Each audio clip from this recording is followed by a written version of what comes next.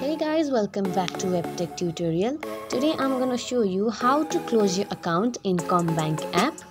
If you are new to this channel, make sure to subscribe our channel and don't forget to hit the bell icon to be updated with our new videos. So without any further ado, let's get started.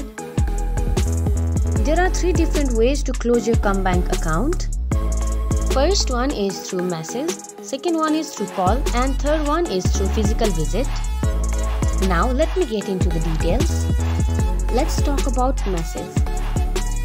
First, you have to log on to CommBank app. Next, tap the help icon in the top right corner. Similarly, tap message now to consult the specialist. Another way is to call CommBank office.